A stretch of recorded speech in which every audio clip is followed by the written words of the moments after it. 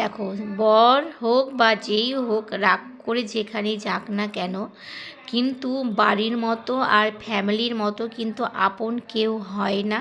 তার বাড়ির মতো কিন্তু কোথাও শান্তিও পাওয়া যায় না। ফ্যামিলি থেকে তোমাদের অনেক অনেক শুভেচ্ছা আর ভালোবাসা জানিয়ে আজকের ভিডিওটা শুরু করছি। তো সকাল থেকে ভিডিও করিনি, মনটা ভালো ছিল না, আর করার আজকে ইচ্ছে ছিল না। তো সন্ধ্যার সময় না আমি চা খেতে বসি, তখনই বরের ফোন আসে যে আমি আসছি, তুমি আমার জন্য রান্না করো।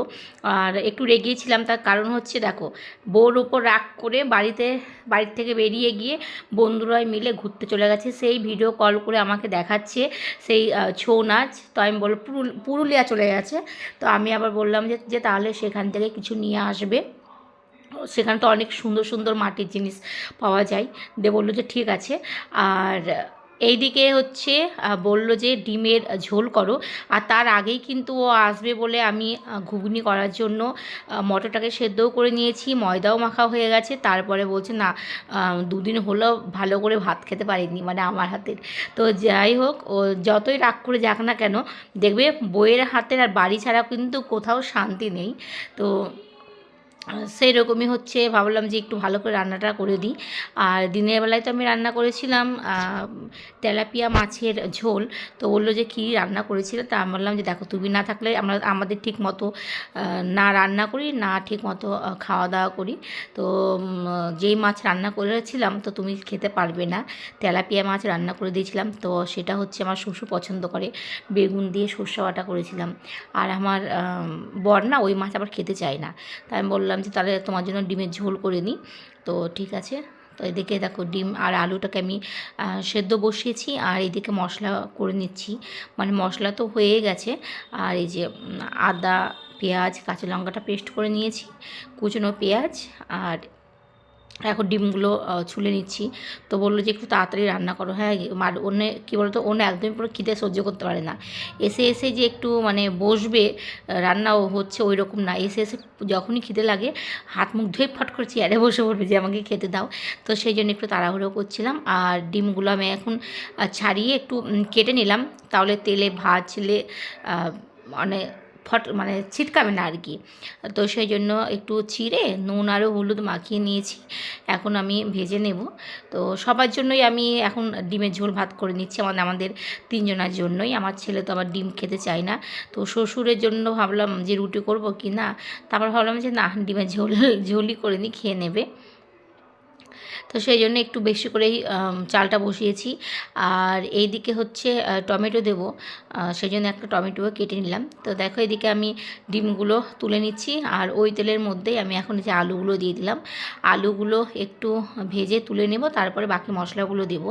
তো অন্যান্য দিন আমি যখন ডিমের ঝোল করি তখন কি করি বলো তো, একদম মানে একবারে করে নিই। তেলের ওপরে একটু জিরে, শুকনো লঙ্কা, তেজপাতা ফোড়ন দিয়ে আলুগুলো দিয়ে তারপরেই আমি পেঁয়াজ দিয়ে দিই। তারপরে মানে আলুগুলো ভেজে তুলে নিই না, তারপরে মশলা দিয়ে কষিয়ে জল দিয়ে দিই। তো সেই ক্ষেত্রে কী হয়, একটু আলুটা ভেঙে ভেঙে যায়।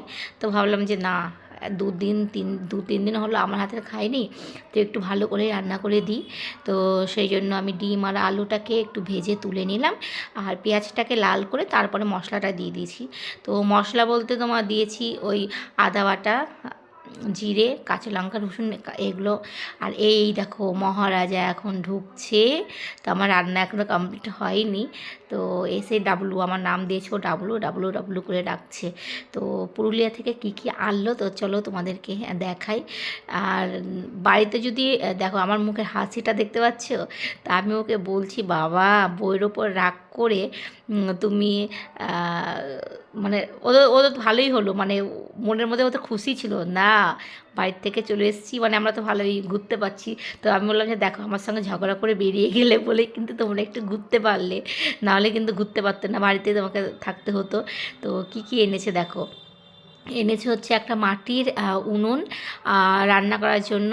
একটা যে এটাকে কি বলে, আমরা মানে কড়াই বসিয়ে রান্না করি, তো উনুনের ওপর মাটির, এটাকে কড়াই বলছি আমি। আর অনেক কিছুই এনেছে। তো আমি ভীষণ খুশি। আর বর বাড়িতে না থাকলে বাড়িটা একদম পুরো ফাঁকা ফাঁকা লাগে।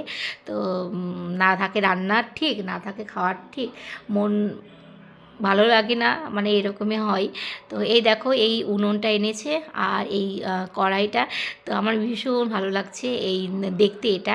তো আমি ভাবছি যে এটাতে আমি একদিন মানে কাঠের জালে যেই মাংসটা হয়, ছোট ছোট করে কাঠগুলো কেটে নেব, কেটে নিয়ে একদিন আমি রান্না করব, মানে কাঠের জালের মাংস ওইটাতে। আর দেখবে মাটির গুলোতে না খুব মানে ভালো হয়। আর এই দেখো এটা হচ্ছে আদিবাসীদের মানে মুখ, পুরুলিয়া মানে তো সেখানে তো সব আদিবাসী বেশি, তো সেখানকার যে মুখ এনেছে। আর এটা হচ্ছে দুর্গা ঠাকুরের মানে ছৌ আছে সেই মুখ, দেখো কি দারুণ লাগছে মা দুর্গার মুখটা। আর এই মানে পুঁথি দিয়ে এই কাজটাও কিন্তু দারুণ, আর কালারটা ভীষণই সুন্দর। আর এনেছে আর একটা হরিণ। তা আমি বললাম যে এখনই সব সেট করে রেখে দাও, নাহলে তোমার ছেলে যা দুরন্ত, ও কী করবে বলো তো, একটা ওর শিং নিয়ে কিন্তু কোথায় ফেলে দেবে, তো এরকমটাই হবে। তো সব ঠিকঠাক করে এখন রেখে দিলাম, সকালবেলায় দেখে দেওয়ালে লাগাবো। আর এটা হচ্ছে পরের দিন সকালবেলায়। তো এখন স্নান করে নিয়েছি, সকাল সকালই করে নিয়েছি, রান্না বান্না করতে হবে। তো এখন ঠাকুরকে পুজোটা দিয়ে দিচ্ছি, আর ওইগুলো দেওয়ালে লাগা। তো এমনি আমি পেরেক মানে পুঁতি না দেওয়ালে, তো একটা দাদাকে বলা আছে, সে আসবে, তারপরে পেরেকগুলো সব লাগিয়ে দেবে, তারপরে আমি ওইগুলো লাগাবো। আর আপাতত এখন দেওয়ালে টাঙিয়ে রাখবো। আর এখন হচ্ছে যে বরের জন্য ওস্ট দিয়ে দিলাম, এর মধ্যে ওস্ট, প্রোটিন, কলা, খেজুর। তো এটা মানে এখন সকালবেলায় ও এটাই খাই। আর এই দেখো, তো ভাবলাম যে আগে দেওয়ালে এখানে আমার একটা ছবি ছিল, সেই ছবিটাকে চেঞ্জ করে এই যে এগুলো সব লাগিয়ে দিচ্ছি। নইলে আমার ছেলে যা কি বলবো তোমাদের, প্রচণ্ড ভেঙে চুরে দিবে।